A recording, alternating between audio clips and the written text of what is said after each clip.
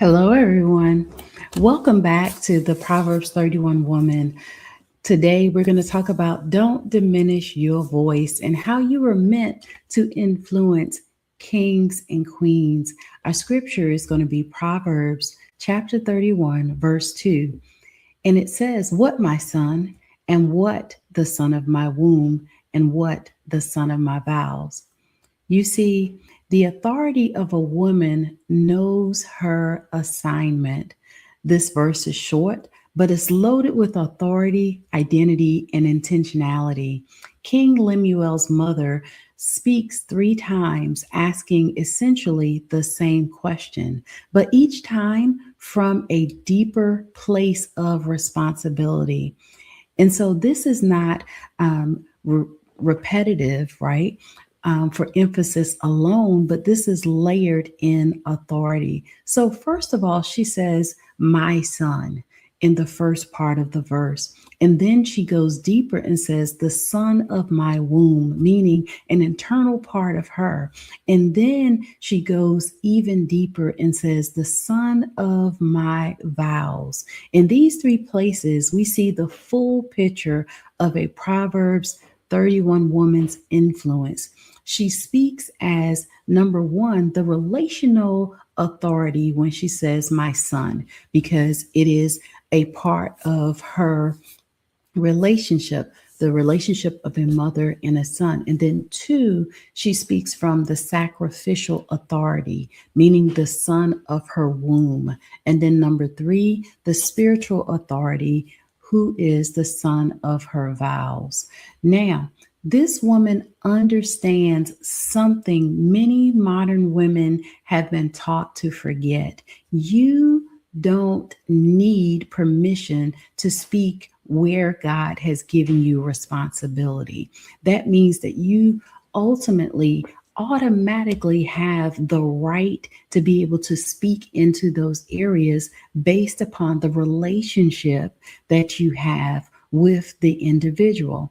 So she does not whisper, she does not ask for approval. She speaks with clarity because she knows what she carried, what she birthed, and what she dedicated back to God.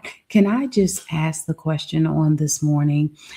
What is it that you have dedicated back to the Lord? I will say that we see here a physical picture of a mother and a son's relationship and how in each stage of the relationship it goes deeper. But can I just say that the ultimate dedication here is when she gave her son back to the Lord? Can I just say that there's some areas in your life that you have that same type of love, that same type of connection to, that you need to give back to the Lord there as well. Let Him handle it. Let Him care for it. Let Him comfort it as if only He can. And for many of you, you've been carrying some things that you are not meant to carry. And on today, I want to remind you about that, on how think about those areas that you need the Lord to come and show up in. And this is the kind of woman Proverbs 31 is introducing to us, not a silent background figure, but a woman who understands that authority comes from alignment and not the applause. Can I just say that everyone is not going to be your cheerleader when you're going through? Everyone is not going to come and pat you on the back to say, "Hey, I know that you can do it." However, a fresh perspective for the modern Proverbs 31 woman says this: today's culture often tells women either to be quiet, to be submissive, or to be loud, to be considered powerful. And both of those are so far from the truth. A Proverbs 31 woman operates in a different dimension. She doesn't need volume to validate her voice, and her authority comes from covenant and the relationship that she has within the Lord, right? With the Lord and within the Lord, knowing who she is and whom she serves. So the phrase son of my vows is especially critical here. This woman didn't just give birth, she partnered with God. She made vows and she understood that her influence was not accidental, it was assigned. So, in modern day translation, you didn't, or in this case, she didn't just build that business, but she stewarded the assignment. She didn't just raise the children, but she dedicated destinies back to the Lord. And she didn't just lead that platform, but she entered into covenant responsibility. And can I just say that for many of you, you shoulder some big dreams, you shoulder some big responsibilities, being the CEO of the company, being the wife, the mother, being the leader in the church, and the different things that you do.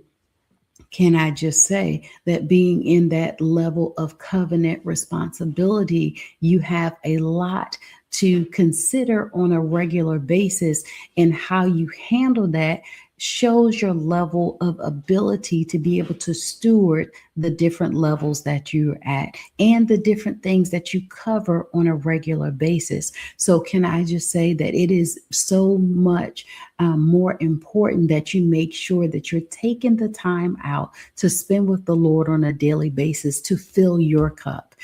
Quite often, I hear people talk about giving out of the cup. No, give out of the saucer on today, right? You got your saucer and you have your cup. Fill your cup till your cup is overflowing. And from that, you'll have the ability to be able to give out of that and not feel empty, not feel deprived, not be tired all the time, and feel like you don't have anything else to give.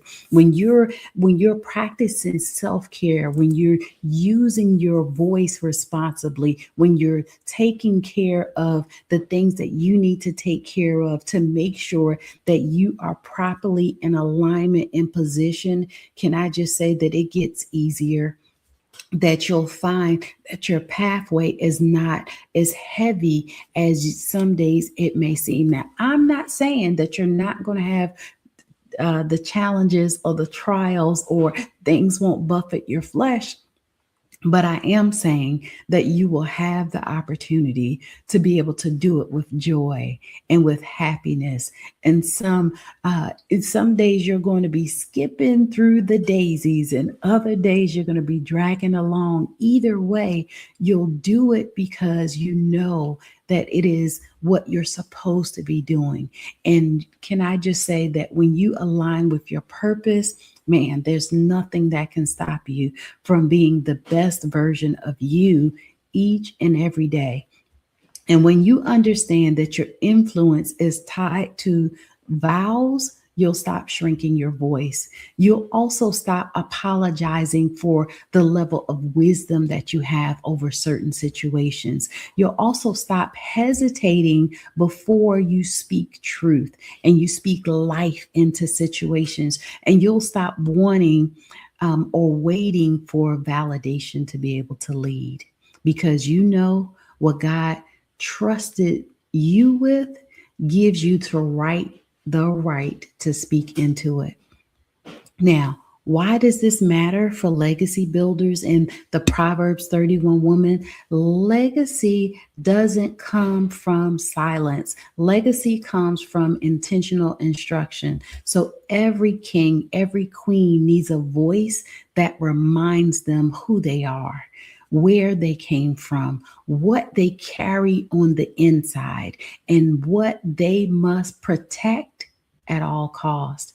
And whether you're mentoring one person or leading thousands, you are that voice. You're the voice that is needed in this hour. You're the voice that is going to be able to empower generations to come. The Proverbs 31 woman is not easily intimidated by leadership. She shapes it.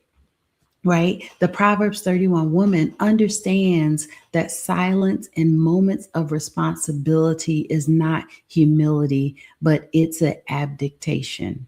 Can I just say that you're the person that is needed in this hour to be able to do the work and to be able to go forward? So, the takeaway that I want you to do in the daily action that I want you to take on today is write down the people, the platforms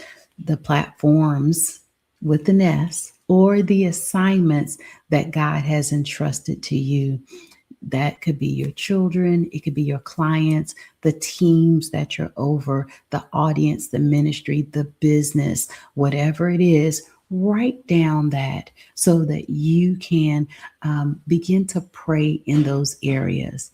And then answer this question honestly: where have I been silent when I should have been speaking with wisdom over their lives or into them? Commit today to stop shrinking your voice in places where God has given you the responsibility.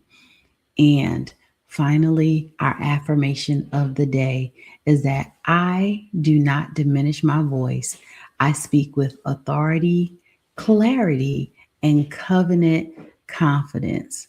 I was trusted with this assignment, so therefore I speak. Can I just say that again?